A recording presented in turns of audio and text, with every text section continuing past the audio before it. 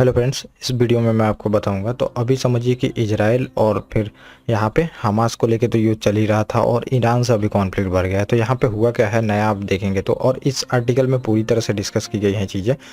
तो इसमें मैं आपको बताऊंगा कि अगर वॉर हो भी सकता है कि नहीं, वॉर होगा भी तो कौन यहाँ पे भारी पड़ेगा, इसको लेके आर्टिकल आया था। तो ये डिस्कस मैं यहाँ पे कर दूंगा, क्योंकि अभी सीरिया की जो राजधानी दमिश्क थी वहाँ पे वाणिज्यिक दूतावास था। आप देखेंगे वाणिज्यिक दूतावास पे इजराइल ने अटैक किया था, जिसमें रेवोल्यूशनरी जो गार्ड है समझिए, और ये क्या है तो ये ईरान का जो सैनिक है उसको रेवोल्यूशनरी गार्ड बोलते हैं। तो इस पे अटैक हुआ था और इसमें 7 सैनिक मारे गए थे। 7 सैनिक तो मरे ही थे और सीरिया के 6 नागरिक भी मरे थे। इसको लेके कॉन्फ्लिक्ट ज़्यादा बढ़ गया है और इसमें ब्रिगेडियर जनरल जो थे मोहम्मद रजा, इनकी मृत्यु हो गई थी। तो इसको लेके अभी समझिए कि बहुत आर्टिकल आए हैं, क्या वॉर हो सकता है, क्या यहाँ पे समझिए कि ईरान जो है रिटेलिएट कर सकता है, इसको लेके आर्टिकल आया था। तो ये मैं पूरी तरह से बता दूंगा इसमें ब्रिगेडियर। और इसके पहले अब ईरान पे भी समझेंगे तो ईरान पे बहुत ज़्यादा दबाव बन गया है, क्योंकि कुछ दिन पहले पाकिस्तान से भी देखेंगे कॉन्फ्लिक्ट बढ़ा था, फिर अब यूएस से तो बढ़ा हुआ ही है, इजराइल से तो पहले से ही है। तो इजराइल में आप देखेंगे तो इजराइल से दुश्मनी इसी वजह से चलती है, क्योंकि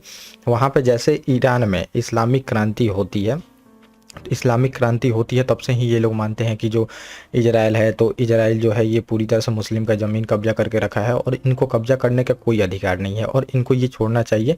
ये लोग यहाँ तक बात करते हैं कि इजराइल को पूरी तरह से जो भी है इनको मिटा दिया जाएगा, ये बात करते हैं, तब से ही दुश्मनी है। और अब समझिए कि दुश्मनी है तो यहाँ पे यूएस सपोर्ट करता है पूरी तरह से। यूएस भी ईरान का अच्छा रिलेशन नहीं है, फिर इजराइल और यूएस का अच्छा रिलेशन है, तो दोनों मिलके ही इनके अगेंस्ट में देखेंगे तो हमेशा मोर्चा खोले रहते हैं।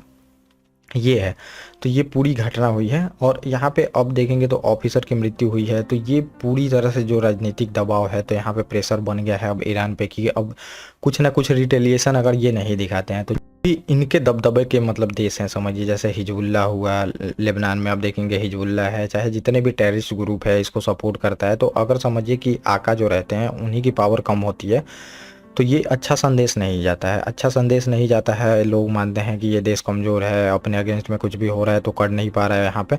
तो इसके लिए फिर इनको अब कार्रवाई यहाँ पे करनी ही होगी, कुछ ना कुछ दिखानी होगी। जैसे यहाँ पे आप देखेंगे क्या हुआ था, पाकिस्तान में बॉम्बिंग किया था ईरान ने, तो फिर ईरान भी प्रेशर में आ गया था। अफ़गानिस्तान भी देखेंगे, अफ़गानिस्तान पे जैसे बॉम्बिंग किया था पाकिस्तान ने, तो वो भी समझिए कि प्रेशर में आ गया था। तो फिर क्या करना पड़ता है, कुछ ना कुछ जवाब देना पड़ता है। आप जवाब समझिए पाकिस्तान जैसा, आप ईरान में जाके कहीं भी बॉम्ब गिरा दें और फिर यहाँ पे आप बता दें कि मैंने तो बहुत ज़्यादा टेररिस्ट को मारा है।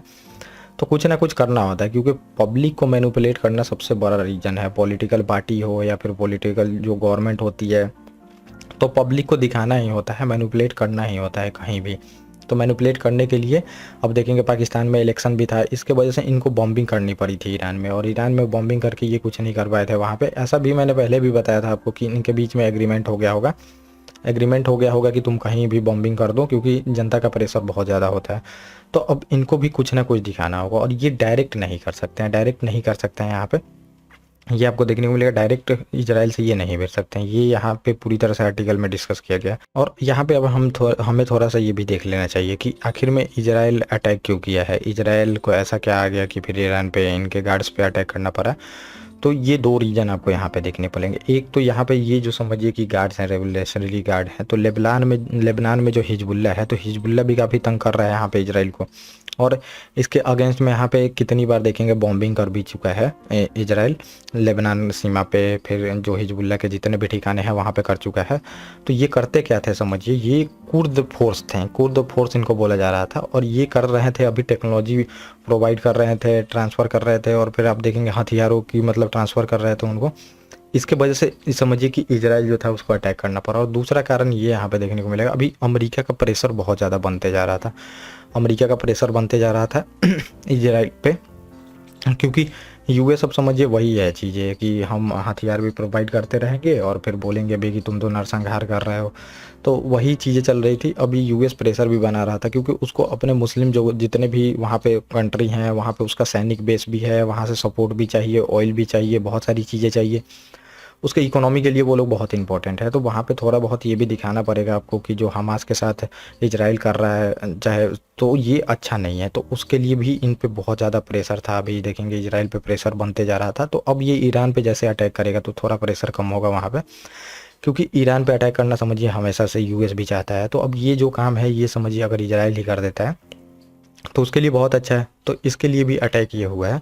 और मेन इसमें कारण यही बताया जा रहा था कि जो हिजबुल्ला है इसको ये लोग टेक्नोलॉजी और फिर हथियार भी प्रोवाइड कर रहे थे, और वो हथियार किसके अगेंस्ट में यूज कर रहा था, तो इजराइल के अगेंस्ट में ही यूज कर रहा था। तो अब हम देख लेते हैं कि अगर वॉर हो भी सकती है कि नहीं। तो डायरेक्टली यहाँ पे जितने भी आर्टिकल में आप देखेंगे तो डायरेक्टली ये लोग वॉर में आ भी नहीं सकते हैं, क्योंकि इनकी एक तो पहले नंबर आप देखेंगे तो इतनी पावर है भी नहीं ईरान के पास, और अभी ये चारों तरफ से घिरा हुआ है, यूएस से भी घिरा हुआ है। अगर समझिए इजराइल पे अटैक करते हैं तो इजराइल को पूरी तरह से यूएस का भी सपोर्ट है, और जितने भी वेस्टर्न कंट्री डेवलप कंट्री हैं वहाँ पे यूरोपियन कंट्री वो पूरी तरह से सपोर्ट करेंगे इसके अगेंस्ट में। और दूसरी बात है इतना कैपेबिलिटी भी नहीं है। और तीसरी बात समझिए कि इनकी इकोनॉमी भी उतनी मतलब मजबूत नहीं है कि ये सीधे तरह से भिड़ सके इजराइल से। और ये भी देखेंगे डायरेक्टली नहीं लगती है, तो कोई भी बॉर्डर एरिया आप देखेंगे तो डायरेक्टली इजराइल से नहीं लगती है। लेबनान, फिलिस्तीन, सीरिया, इराक या तो इनसे लगती है, और फिर देखेंगे डायरेक्टली इजराइल से एक दो चार देशों की सीमा लगती है जो कि इसका भी सीमा उससे लगता है। और उसके बाद आप ये देखेंगे कि इनडायरेक्टली भी बहुत सारी सीमा लगती है। तो डायरेक्टली युद्ध नहीं होगा, ये जो समझिए हिजबुल्ला जितने भी टेरर ग्रुप हैं उससे ही उस पर अटैक करवाएगा इजराइल पे, ये कर सकता है। और इजराइल से टक्कर लेने में ये सक्षम नहीं है। समझिए घरेलू राजनीति जो होती है उसके वजह से इनको कुछ ना कुछ दिखाना ही पड़ेगा, क्योंकि पब्लिक में आक्रोश होता है। उसके पहले भी देखेंगे यूएस ने कासिम सुलेमानी को मार दिया था, फिर अभी इनको मार दिया गया, जनरल को मारा गया है। इससे अगर सैनिक मरते तो उतना दिक्कत नहीं होता, जनरल तक इनके सेफ नहीं रह रहे हैं ईरान के। इसके वजह से बहुत ज़्यादा आक्रोश है। और अब अयतुल्ला जो अली है वहाँ के देखेंगे प्रमुख लीडर, तो उन्होंने बताया है कि ऐसी कार्रवाई होगी कि पूरी तरह से इजराइल को पछताना पड़ेगा, जो कि ऐसी लग नहीं रही है। और अपनी प्रतिष्ठान जो है ये बचाने के लिए देखेंगे थोड़ा बहुत ये कुछ दिखा सकते हैं। जैसे पाकिस्तान ने बॉम्बिंग किया था वहाँ पे, जैसे ईरान ने अटैक किया वहाँ पे, तो पाकिस्तान ने थोड़ा बहुत बॉम्बिंग कर दिया था, वैसे ही कर सकते थे। और ईरान कभी भी देखेंगे सीधे कार्रवाई नहीं कर सकता इजराइल पे, ये पूरी तरह से बात की गई है। सैनिक कैपेबिलिटी इजराइल के पास बहुत है, और सपोर्ट सबसे बड़ा चीज़ है, सपोर्ट बहुत बड़ा है। तो ये पूरी तरह से इस आर्टिकल में डिस्कस किया गया था जो मैंने आपको बताया। ओके गाइस, थैंक यू, और अब मिलेंगे अपने नेक्स्ट टॉपिक।